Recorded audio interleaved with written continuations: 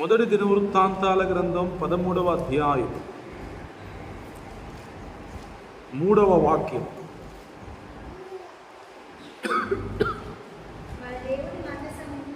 మన దేవుని మందసమును మరలా మన యొద్దకు కొంచు వత్తము రండి. సౌలు దినములలో దాని యొద్ద మనము విచారణ చేయకయే ఉంటిమి. సౌలు దినములలో దాని యొద్ద మనము విచారణ చేయకయే ఉంటిమి. మీకు తెలుసు అనుకుంటా, సౌలు రాజైన తర్వాత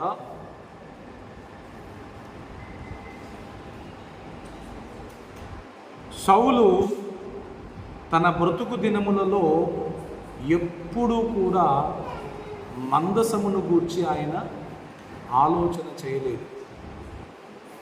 దావీదు రాజు అవగానే ఆయన చేసిన ఆలోచన ఏంటంటే, మనం మందసమును తీసుకొని వద్దాం పదండి అని అన్నాడు.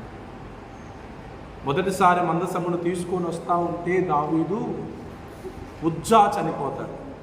ఎందుకు? మందసం పడిపోయే సమయంలో ఉజ్జా తన హస్తమును చాపినప్పుడు దేవునికి కోపం వచ్చి ఉజ్జాను చంపేస్తాడు. ఆ దెబ్బతో దావీదుకి భయమై ఆ మందసాన్ని తీసుకెళ్ళి ఒబేదేదోము ఇంట్లో పెడతాడు. ఎన్ని రోజులు ఉంటుంది అక్కడ? కేవలం 3 నెలలు ఒబేదేదోము ఇంట్లో మందసం ఉన్నప్పుడు ఒబేదేదోము యొక్క ఆశీర్వాదము రాజుకు తెలిసిందంట.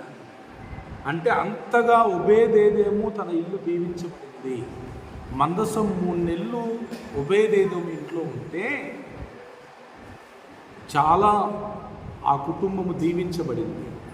దావీదు మరలా ఆ మాట విని ఆయన ఈసారి పద్ధతిని మార్చి ఎడ్ల బండి మీద కాకుండా దేవుని యొక్క సేవకులైన లేవీయులు తన భుజాల మీద మందసాన్ని మోసుకొని వచ్చేటట్లుగా ప్లాన్ చేసి దేవుని మందసాన్ని తీసుకొని వస్తాడు.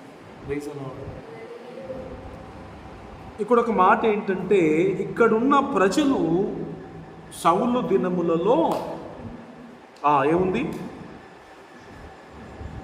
సౌలు దినములలో దాని యొద్ద మనము విచారణ చేయకయే పోతుమి.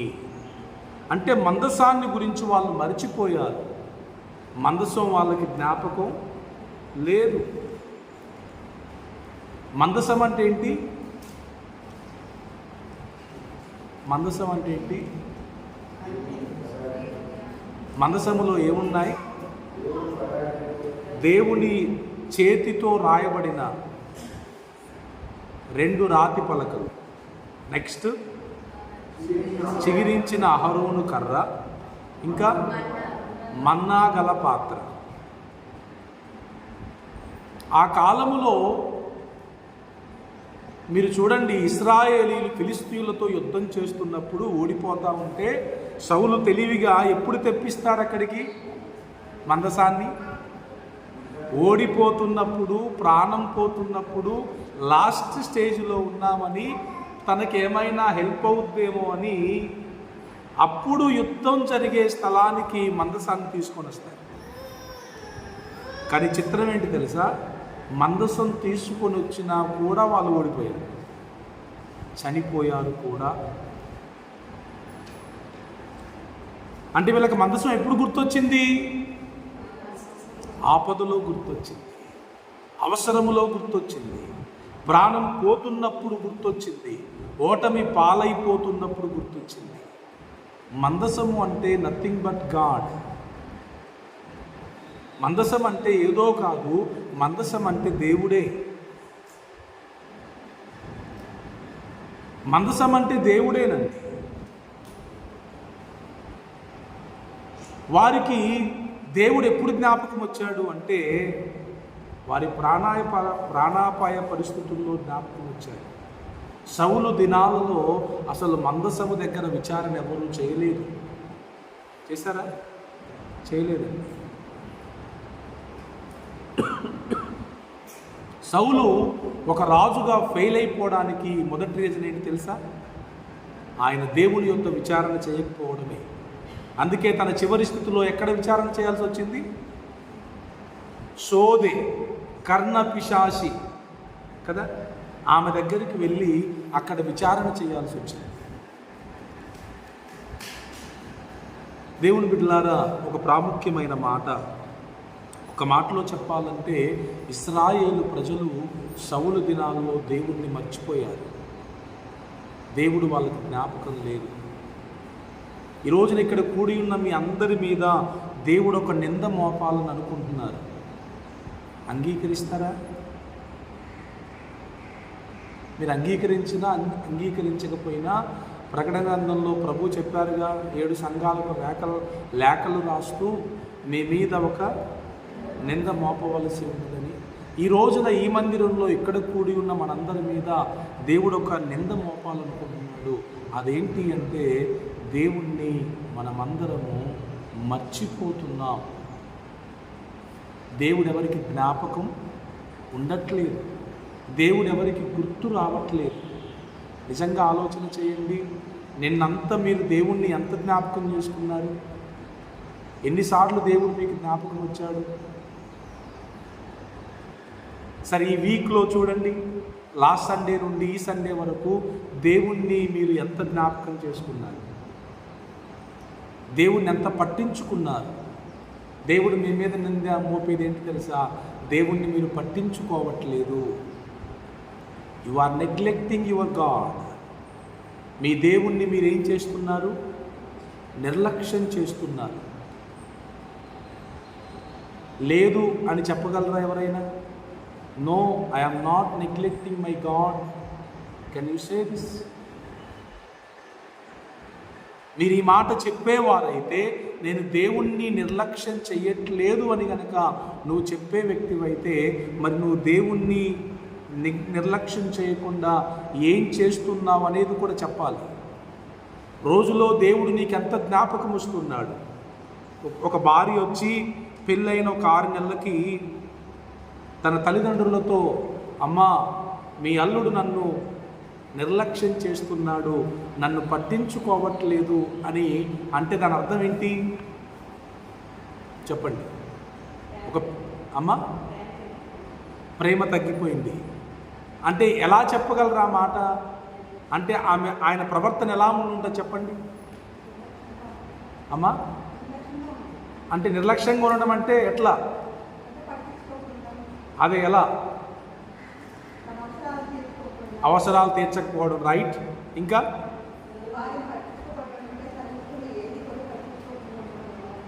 ఓకే,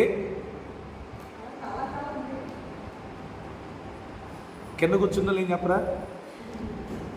ఒక వ్యక్తి తన భార్యను నిర్లక్ష్యం చేయడం అంటే ఏంటి అమ్మా? దూరం పెట్టడం. ఓకే, ఇంకా ప్రాముఖ్యమైన విషయం ఏంటి తెలుసు చెప్పండి? ప్రాముఖ్యమైన విషయం ఏంటి తెలుసండి? అది ప్రాముఖ్యమైనది. నా భర్త నాతో మాట్లాడట్లా, నా భర్త నాతో టైం స్పెండ్ చేయట్లా, నా భర్త నాతో సహవాసం చేయట్లా, నా భర్త నాతో ఉండడానికి ఇష్టపడట్లేదు, బయట తిరుగుతున్నాడు, పొద్దున్న లెగుస్తున్నాడు, బయటికి వెళ్తున్నాడు, ఎప్పుడో వస్తున్నాడు, తింటున్నాడు, పడుకుంటున్నాడు, నా గురించి ఏం పట్టించుకోవట్లేదు. Is not spending his time with me. That is the major problem. భార్య ఎప్పుడు కంప్లైంట్ చేస్తే తెలుసా అండి? ఇప్పుడే. భార్యకు కావలసింది భర్త డబ్బు సంపాదించడం కాదు, లేకపోతే టయానికి ఫుడ్ ఇవ్వటం కాదు, బట్టలు ఇవ్వటం కాదు, అవసరాలు తీర్చడం కూడా కాదు. భార్య మనసు ఎప్పుడూ కూడా భర్త తనతో ఉండాలని కోరుకుంటుంది. నా భర్త నాతో ఎక్కువ సమయం ఉండాలి, నాతోనే ఉండాలి, కబుర్లు చెప్పుకోవాలి, కలిసి కూర్చొని మాట్లాడుకోవాలి, కలిసి ఎటన్నా బయటికి వెళ్ళాలి, కలిసి పడుకోవాలి, కలిసి ఎటన్నా జాలీగా అక్కడికి వెళ్ళాలి, ఇక్కడికి వెళ్ళాలి అని భర్త సహవాసాన్ని భార్య కోరుకుంటుంది. ఈ రోజున చాలామంది భర్తలకు ఈ విషయం తెలియక భార్యను నిర్లక్ష్యం చేస్తున్నారు.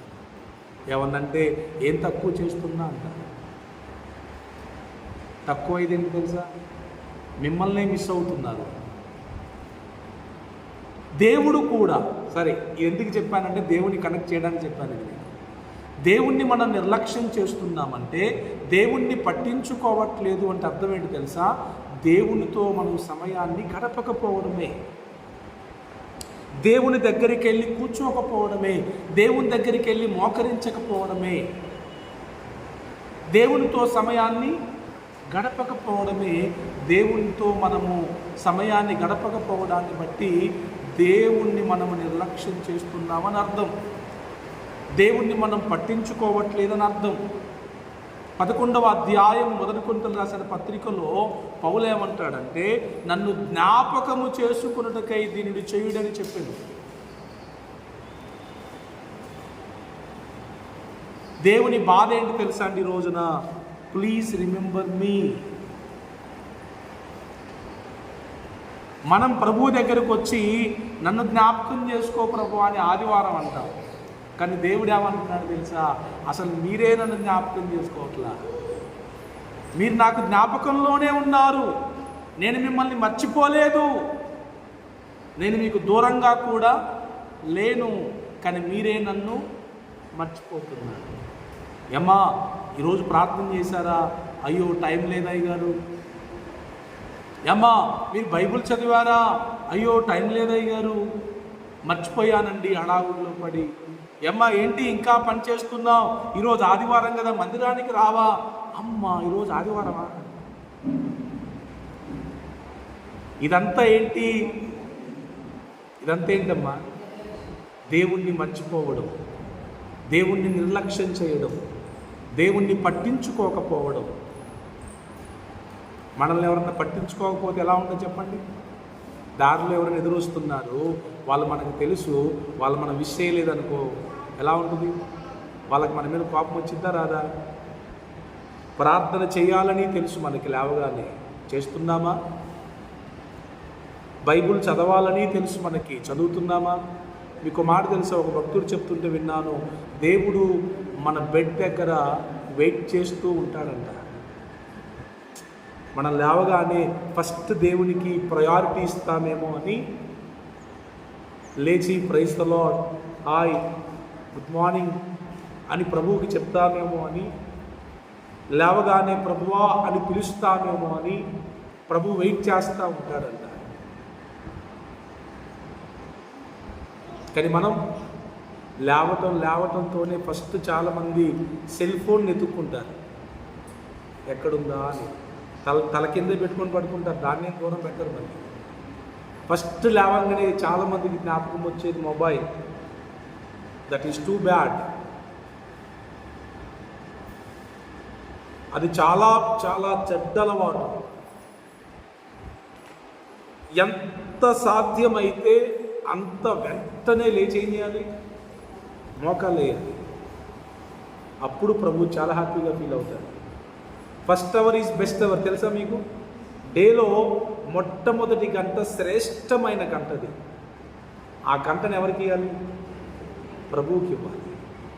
ప్రాముఖ్యమైన గంటని ప్రభువుకి మనం ఇస్తే ప్రభువు చాలా హ్యాపీగా ఫీల్ అవుతారు. కానీ ఈ రోజున చాలామంది వాళ్ళ మొదటి గంటని ప్రభువుకి ఇవ్వలేకపోతున్నారు. ఇక హౌస్ వైఫ్లు అయితే పాపం వాళ్ళ బాధను చూడాలి. లేచేదే లేటుగా, ఇక లేవగానే ఇక ఇంట్లో పనులే మొదలైతే వాళ్ళకి. పిల్లల్ని చూసుకోవడం, వంటలు ఉండటం, ఇంకేదో పాపం ప్రార్థన చేసే సమయం కూడా వాళ్ళకు ఉండదు. మీకు బెస్ట్ సజెషన్ ఏంటంటే, సాధ్యమైతే కొంచెం 1 అవర్ ముందు లేవండి. మీ పనుల కంటే ముందుగా ప్రభువుకు 1 గంట సమయాన్ని ఇస్తే ప్రభు హ్యాపీగా ఫీల్ అవుతాడు. కనీసం రోజుకు ఒక్కసారైనా ప్రభువుని కలవాలా లేదా?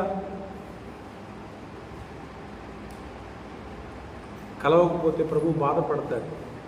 ప్రభు మన దగ్గర నుంచి ఆశించేది ఏంటో తెలుసా అండి? బాగా వినండి.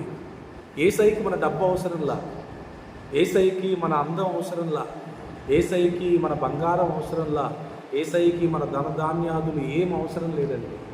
యేసయ్యకి ఏం కావాలో తెలుసా? మనమే కావాలి. ఏంటయ్యా నీ బాధ అంటే నువ్వే నా బాధ అంటాడు. ఏంటయ్యా అంటే నువ్వే నాకు కావాలంటాడు. యేసయ్య మనదేదో ఆశించే వ్యక్తి కాదు, యేసయ్య మనల్ని ఆశించే వ్యక్తి ఆయన. అన్నిట్లో కంటే విలువైంది ఏంటో తెలుసా అండి? టైం, సమయం చాలా విలువైంది. ఆ విలువైన సమయాన్ని ప్రభువు కోసం మనం ఎక్కువ గనక కేటాయిస్తే ప్రభు చాలా సంతోషించేవాడిగా ఉంటాడు. అందుకే దానియేలు ఎంత బిజీగా ఉన్నా దినమునకు 3 మార్లు ప్రార్థన చేశాడు. ఆయన అప్పటికే ప్రధానమంత్రి స్థానంలో ఉన్నాడు. ప్రధానమంత్రిని ఎంత బిజీగా ఉంటారండి? షెడ్యూల్ ఎంత బిజీగా ఉంటుంది. కానీ ఆయన ఒక్కరోజు చేసిన ప్రార్థన కాదది. తన బ్రతుకు దినములన్నీ దినములకు 3 మార్లు ప్రార్థన చేశాడు. చివరికి ప్రార్థన చేస్తే నిన్ను చంపేస్తాం అని ఒక శాసనం వచ్చేసింది. ఆ శాసనం వచ్చిందని తెలిసినా కూడా ఆయన ఏ టెన్షన్ లేకుండా చాలా హ్యాపీగా ప్రార్థన చేసుకున్నాడు యథావిధిగా. ప్రభు అందుకే దానియేలు పక్షముగా ఉండి సింహాల నోళ్లను మోయించి ఆయన్ని సజీవునిగా కాపాడి తన మీద నిందలు మోపిన వారిని ఆయన ప్రతీకారం తీర్చుకోవాలి అనుకోకుండానే వాళ్ళకి ప్రతీకారం తీరిపోయి. హల్లెలూయా. దేవుని బిడ్డలారా, ఆ బబులోను దేశములో ఉన్న ఎవ్వరికీ కూడా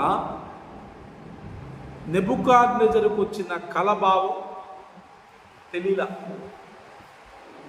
చాలామంది పెద్ద పెద్ద వాళ్ళు ఉన్నారండి అక్కడ, జ్ఞానులు కదా, గారడి వాళ్ళు, చేతులు చూసేవారు, జాతకాలు చూసేవారు, మంత్రగాళ్ళు, దేశంలో ఉన్న వారందరినీ పిలిపించినా కూడా ఎవ్వరికీ దాని భావం తెలియదు. దానియేలు వచ్చి ఇట్టే చెప్పేశాడు. దేవుడు ఎందుకు దానియేలుకు ఆ మర్మాన్ని బయలుపరిచాడు అంటే, దానియేలు దేవునితో ఎక్కువ సమయం గడిపేవాడు. చూడండి, మీకు మాట చెప్తా వినండి. సంసోను కూడా ఎందుకు తన సీక్రెట్ని ఆ దెయ్యపు ఏమంటుందండి, మీరు దెయ్యపు దెలీలాకి ఎందుకు చెప్పాల్సి వచ్చింది చెప్పండి అమ్మా? యాక్చువల్గా ఆ సీక్రెట్ ఎవరికి చెప్పేది కాదది.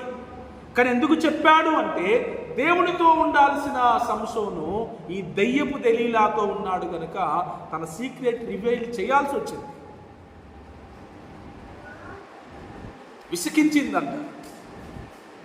విసిగించినంత మాత్రాన ఆమె భార్య చెప్పడానికి, సరే భార్య బాధపడొద్దంటే చెప్పొచ్చు, భార్య కూడా కాదు, దెయ్యం. ఒక రీజన్ ఏంటంటే, సంసోను దేవునితో సమయాన్ని గడపాల్సింది పోయి దెయ్యంతో సమయాన్ని గడుపుతున్నాడు. అందుకే తన బలాన్ని కోల్పోయాడు, తన అభిషేకాన్ని కోల్పోయాడు, తనకున్న సమస్తాన్ని కోల్పోయాడు. ఈ రోజున క్రైస్తవులు అనబడేవారు కూడా దేవునితో సమయాన్ని గడపకుండా ఈ లోకములో ఉన్న వ్యర్థమైన దెయ్యపు కార్యాలతో, దెయ్యపు ఆ యొక్క పరిస్థితుల్లో వాటితో సమయాన్ని గడుపుతున్నారు కనుక ప్రభు వారిని చూసి బాధపడేవారిగా ఉంటున్నారు. Praise the lord. సో ఈ మాటను మీరు అంగీకరించి ప్రభు దగ్గర ఒప్పుకొని ఈ రోజు నుంచే మీరు ప్రభువుకి ఎక్కువ ప్రాధాన్యతనివ్వడానికి మీరు సిద్ధపడాలి. అవునా? సౌలు ప్రార్థన చేసినట్టుగా ఎక్కడ ఉందమ్మా? రాజైన సౌలు ప్రార్థన చేసినట్టుగా ఎక్కడైనా ఉందా? ప్రార్థన చేయని వాడే చాలా పాపాలు చేస్తాడు. గుర్తుపెట్టుకోండి, ప్రార్థన చేసేవారు పాపాలు చేయరు. ఇదొక సూత్రం. పాపాలు చేసేవాడు ప్రార్థన చేయడు, ప్రార్థన చేసేవాడు పాపాలు చేయడు. మనం ఎవరమో ప్రార్థన చేసేవారమో పాపము చేసేవారమో పరీక్షించుకోవాలి. సౌలు రాజుగా తృణీకరించబడ్డానికి మెయిన్ రీజన్ ఏంటో తెలుసా? ప్రభు యొక్క విచారణ చేయకపోవడమే. ప్రభు మందసాన్ని తన దినాల్లో మరిచిపోయాడు. అవసరాన్ని బట్టి మందసాన్ని యుద్ధంలోకి తీసుకొచ్చాడు. ఈ రోజున క్రైస్తవులు కూడా చాలామంది అవసరాన్ని బట్టి ప్రార్థన చేస్తున్నారు. అవసరాన్ని బట్టి చేసే ప్రార్థన ప్రభు వింటారా? వినరండి, అస్సలు వినరు. అవసరం ఉన్నా ప్రార్థన చేయాలి, అవసరం లేకపోయినా ప్రార్థన చేయాలి. ఇప్పుడు అవసరానికే మన ఇంటికి వచ్చే వాళ్ళని చూస్తే ఏమంటాం? ఏంది ఈయన వస్తున్నాడంటే ఏదో అవసరం పడింది నాతోని, అందుకే వస్తున్నాడని చీప్గా చూస్తామా లేదా? అదే డైలీ వచ్చేవారిని అలా చూడు. ఏదైనా అవసరం ఉంటేనే వచ్చేవారిని మనం చూడగానే అర్థమైపోయింది, ఓహో ఈయన మా ఇంటికి వస్తున్నాడు, ఈమె మా ఇంటికి వస్తుందంటే ఏదో నాతో అవసరం ఉంది కాబట్టి వస్తుంది, లేకపోతే రాదు. బైబిల్లో జక్కయ్య రక్షింపబడ్డానికి ఇదే రీజన్. ఏంటి తెలుసా? ఏదో అవసరం ఉండి ప్రభువుని చూడడానికి రాలేదు ఆయన. ఏదో కొరతుండి ప్రభు దగ్గరికి రాలేదు. ఏదో మేలు పొందుకుందామని ప్రభు దగ్గరికి జక్కయ్య రాలేదు. ఏ అవసరము లేకుండానే జస్ట్ క్యాజువల్గానే ప్రభువును చూడాలనే ఉద్దేశంతోనే ప్రభు దగ్గరికి వచ్చాడు. అవునా? జక్కయ్యకి ఏమన్నా కొదువు ఉందా? జక్కయ్యకి ఏమన్నా లోటు ఉందా? అందరు యేసయ్య దగ్గరికి ఎందుకు వస్తున్నారు? బాగుపడడానికి, అవసరాలు తీర్చుకోవడానికి, వారి బాధలు ప్రభువుతో చెప్పుకోవడానికి వస్తుంటే జక్కయ్య మాత్రం కేవలం యేసయ్య కోసమే వచ్చాడు. ఈ రోజున మందిరానికి చాలామంది ఏదైనా బాధ ఉంటే చెప్పుకోవడానికి వస్తారు, ఏదైనా ఇబ్బంది ఉంటే చెప్పుకోవడానికి వస్తారు. ఇవాళ ఆదివారం ప్రభు దినం, ఇది ప్రభు కోసమే వెళ్ళాలి అని వచ్చేవాళ్ళు చాలా తక్కువ మంది ఉంటారు. జక్కయ్య ఒక మంచి వ్యక్తి. యేసు ప్రభు దగ్గర నుంచి ఏమీ ఆశించకుండానే కేవలం యేసును ఆశించే వచ్చాడు. అందుకే ప్రభు ఎంత అద్భుతం తెలుసా అండి? తన చుట్టూ జనాలు తన మీద పడుతున్నా కూడా వారి వైపు చూడకుండా, వారింటికి వెళ్ళకుండా, వారితో మాట్లాడకుండా ఎక్కడో పైనున్న జక్కయ్య వైపు చూసి, జక్కయ్యను చూసి, జక్కయ్య పేరు పెట్టి పిలిచి జక్కయ్య ఇంటికి వెళ్ళాడు. అందుకే మన దేవుడు అంతరంగములను ఎరిగిన వాడు. ఎవరు? మనుషులకేం తెలిసిద్ది? మన పై రూపం తెలిసిద్ది. కానీ దేవునికి ఏం తెలిసిద్ది? మన అంతరంగం తెలిసిద్ది. వీళ్ళందరూ యేసయ్య దగ్గరికి ఎందుకు వచ్చారో యేసయ్యకి తెలుసు. అందుకే వీళ్ళతో ఏం మాట్లాడాలా, వీళ్ళని పిలవలా, వీళ్ళ ఇంటికి వెళ్ళాలా. జక్కయ్య అంతరంగం ఎరిగిన వాడు కనుక జక్కయ్య ఉన్న చోటుకొచ్చి, జక్కయ్య వైపు చూసి, జక్కయ్యను పిలిచి, జక్కయ్య ఇంటికి వెళ్ళి, జక్కయ్య ఇంటికి రక్షణను ప్రభు అనుగ్రహించారు.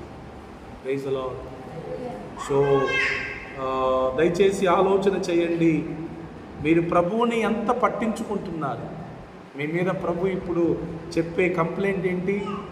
మీరు నన్ను నిర్లక్ష్యం చేస్తున్నారు, మీరు నన్ను పట్టించుకోవట్లేదని ప్రభు చాలా బాధపడుతున్నారు.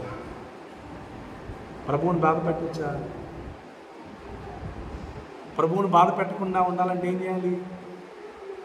ప్రభువుని పట్టించుకోవాలి. పట్టించుకోవడం అంటే ఏంటి? ప్రార్థన చేయాలి, దేవుని వాక్యాన్ని చదవాలి. ఖచ్చితంగా ఇది డైలీ చేసే పనులు ఇవన్నీ. మన ఇంటి దగ్గర ప్రార్థన చేసుకోవాలి, బైబిల్ చదువుకోవాలి, ఆరాధన చేసుకోవాలి, సువార్త చెప్పాలి, దేవుని మందిరానికి ఖచ్చితంగా రావాలి, దేవునికి ఇవ్వాల్సిన ప్రతి కానుక దేవునికి ఇవ్వాలి. ఇవన్నీ చేయట్లేదు అంటే అర్థం ఏంటి? ఆటోమేటిక్గా దేవుని నువ్వు నిర్లక్ష్యం చేస్తున్నావని అర్థం. అదే ఒకవేళ దేవుడు మనల్ని నిర్లక్ష్యం చేస్తే, అమ్మా మనం చేసినట్టు, మనం దేవుణ్ణి నిర్లక్ష్యం చేసినట్టు దేవుడే మనల్ని నిర్లక్ష్యం చేస్తే ఎలా ఉంటుంది? ఏముండదు. ఎలా ఉంటుంది? అసలు మనం ఉంటామా? రోజులు ఎలా ఉన్నాయి? ఎంత భయంకరంగా ఉన్నాయండి. మరణం ఎంత సమీపంగా ఉంది మనకి. 1 సెకండ్ కనుక ప్రభువు మనల్ని మర్చిపోతే, నిర్లక్ష్యం చేస్తే మనం భూమి మీద ఉండం. ఎక్కడుంటాం? భూమి కింద ఉంటాం, లేకపోతే గోడ మీద ఉంటాం. గోడ అంటే ఏంటి? ఫ్లెక్సీనో ఫోటోనో ఉంటుంది అక్కడ.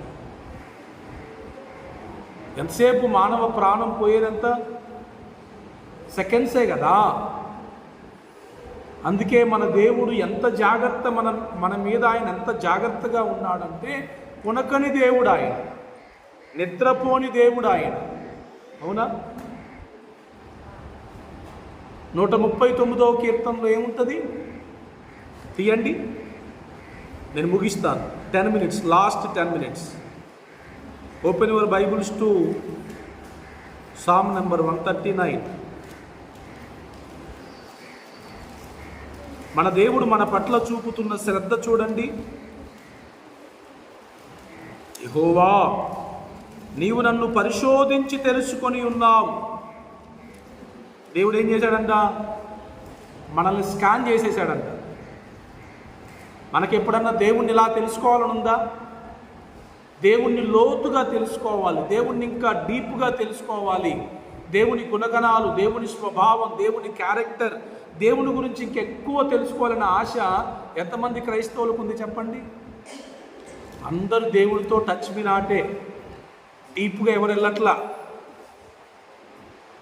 ఏదో చేస్తున్నామంటే ప్రార్థన 4 ముక్కలు చేయడం, చదువుతున్న బైబిల్ ఏదో చిన్న అధ్యాయం చూసుకొని చదువుకోవడం, ఏదో వస్తున్న మందిరం కంటే లాస్ట్లో ఒక గంట వెళ్ళిపోవడం, ఇంతేగాని దేవుడితో క్లోజ్గా మూవ్ అవ్వడం, అంటే దేవుణ్ణి ఎక్కువగా తెలుసుకోవడం అనేది ఎవరు చేయట్లేదు. కానీ దేవుడు మాత్రం మనం ఎలా తెలుసుకుంటున్నాడు? స్కాన్ చేసేసాడు. బాడీ స్కాన్, ఎంఆర్ఐ స్కాన్ మొత్తం. అందుకే దేవుడు మన పట్ల చూపుతున్న శ్రద్ధ చాలా గొప్పది. తర్వాత చూడండి, నేను కూర్చుండుట, నేను లేచుట నీకు తెలియను. దావీదు ఏమంటున్నాడు దేవుడితో? దేవా, నేను కూర్చోవడం నీకు తెలుసు, నేను లేవడం నీకు తెలుసు. ఎంత అద్భుతం అండి. అమ్మా, మీరు పొద్దుటి నుంచి ఎన్నిసార్లు కూర్చున్నారు, ఎన్నిసార్లు లేచారు తెలుసా మీకు? ఇంకా మధ్యాహ్నం కూడా కాలే. మీరు పొద్దున లేచిన దగ్గర నుంచి ఎన్నిసార్లు కూర్చున్నారు, ఎన్నిసార్లు లేచారు గుర్తుందా? కానీ దేవునికి తెలుసు. నువ్వు ఎన్నిసార్లు కూర్చున్నావో దేవుడికి తెలుసు, ఎన్నిసార్లు లేచావో దేవుడికి తెలుసు. ఆయన ఏమంటాడండి, మీ తల వెంట్రుకలన్నీ లెక్కింపబడి ఉన్నవి. ఇంత శ్రద్ధ మనమంటే ప్రభువుకి, ఇంత కేర్ మనమంటే ప్రభువుకి. కూర్చుండట తెలుసు, లేచుట తెలుసు. నాకు తలంపు పుట్టక మునిపే నీవు నా మనసు గ్రహించుచున్నావు. మనకు ఆలోచన రాకముందే దేవునికి తెలుసు. మనం అంటాం, నా బాధ ఎవరు పట్టించుకోవట్లా, నన్ను ఎవరు పట్టించుకోవట్లా, నా కన్నీరు ఎవరు చూడట్లా అంటాం. కానీ దేవుడు అంటున్నాడు, తలంపు రాకముందే నాకు తెలుసు. తర్వాత నా నడకను, నా పడకను నీవు పరిశీలన చేసి ఉన్నావు. నా చర్యలన్నిటినీ చూసావా? మనం ఎక్కడ నడుస్తున్నామో, ఎక్కడ పడుకుంటున్నామో దేవునికి తెలుసు. చర్యలన్నీ దేవునికి తెలుసు. యెహోవా, మాట నా నాలుకకు రాక మునిపే అది నీకు పూర్తిగా తెలిసి ఉన్నది. వెనకను ముందును నీవు నన్ను ఆవరించి ఉన్నావు. దేవుడు ఎక్కడున్నాడమ్మా?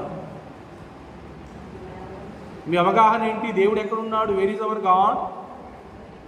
చాలామంది పరలోకంలో ఉన్నారనుకుంటారు, చాలామంది మందిరంలో ఉన్నారనుకుంటారు, చాలామంది ఇంట్లో ఉన్నారనుకుంటారు. కానీ దేవుడు ఎక్కడున్నారు? మన చుట్టూ ఆవరించి ఉన్నాడు. ఎక్కడున్నా దేవుడు ఎలా ఉంటాడు? ఎక్కడుంటాడు? మన చుట్టే ఉంటాడండి. ఇంకా ఏముంది? నీ చేయి నా మీద ఉంచి ఉన్నావు, ఇట్టి తెలివి నాకు మించినది.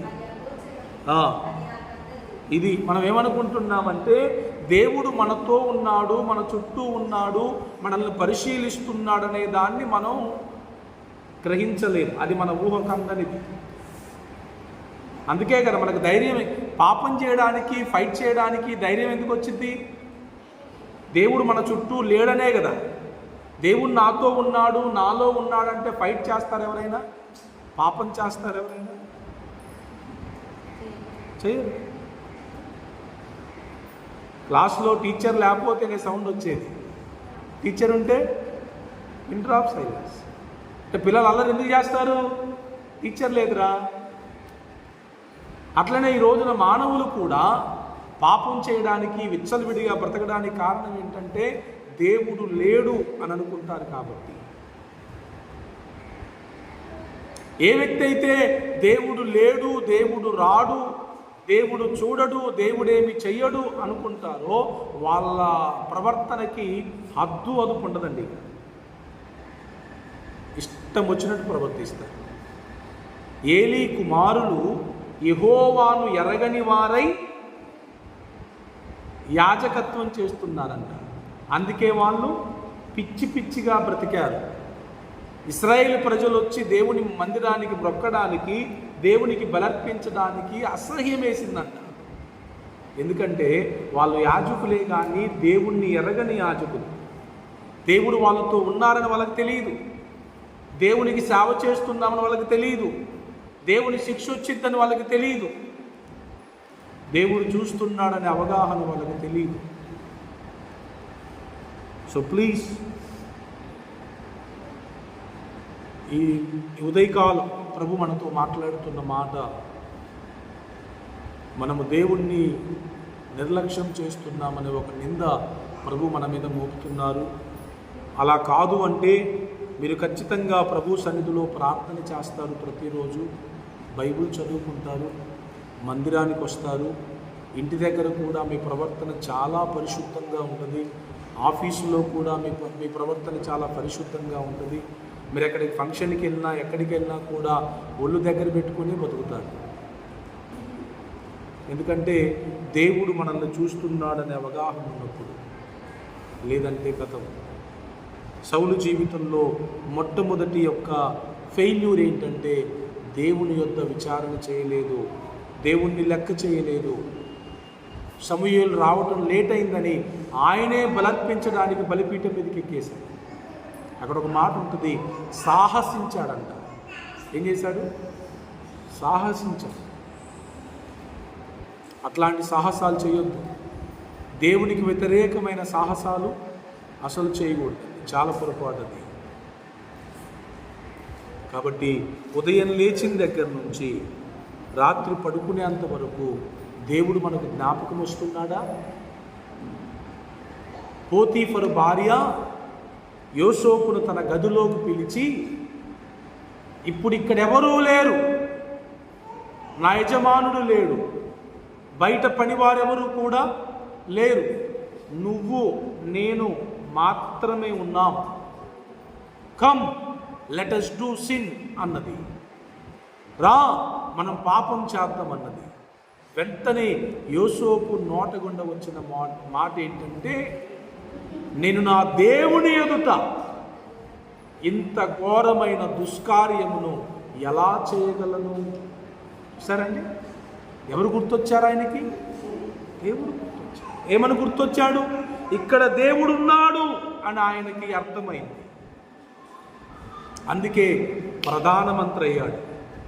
ఐగుప్తు దేశానికి ప్రధానమంత్రి అయ్యాడు. దేవుని భయము కలిగిన వారు ఖచ్చితంగా గొప్పవారు అవుతారు. ఇది రాసి పెట్టుకోండి పిల్లలు, రాసి పెట్టుకోండి. చిన్నప్పటి నుంచే ఎవరైతే దేవుడంటే భయము భక్తి కలిగి బ్రతుకుతారో వాళ్ళు గొప్పవారు, ప్రయోజకులు అవుతారు. యెషయా గ్రంథములో ఉంటుంది, యెహోవా యందలి భయం గొప్ప ఐశ్వర్యాన్ని ఇస్తుందంట. ఏమిస్తుందమ్మా? ఐశ్వర్యం. యోసేపు దేవునికి భయపడ్డాడు కనుకనే పాపం చేయలేదు, పాపం చేయలేదు కనుకనే ప్రధానమంత్రి అయ్యాడు.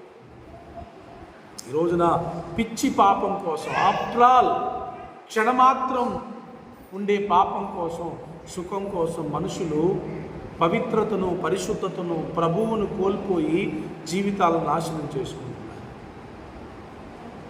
సో ప్లీజ్, ప్రభువుకి భయపడదాం, ప్రభువుని రెస్పెక్ట్ చేద్దాం. దేవుడు ఉన్నాడు అనే అవగాహన, ఆ యొక్క మనస్సు మనం కలిగి ఉందాం. లేవంగానే ప్రభు పాదాల దగ్గర కూర్చుందాం, బైబిల్ చదువుకుందాం, ప్రార్థన చేసుకుందాం.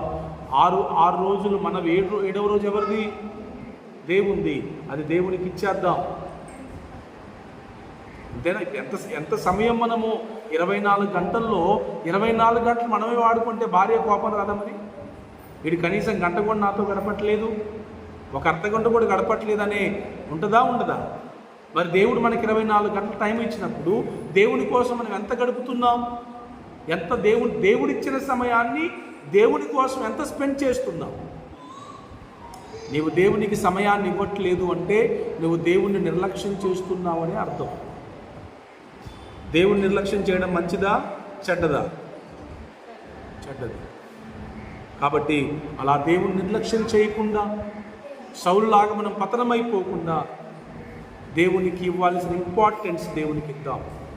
ప్రభు అటువంటి గొప్ప కృప మనందరికి అనుగ్రహించునుగాక. కళ్ళు మూసుకుందామా?